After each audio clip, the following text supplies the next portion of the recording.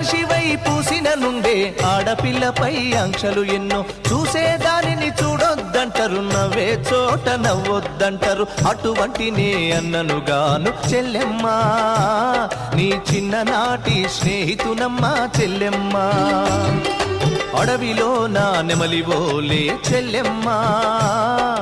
ఆటలాడుకో పాట పాడుకో చెల్లెమ్మా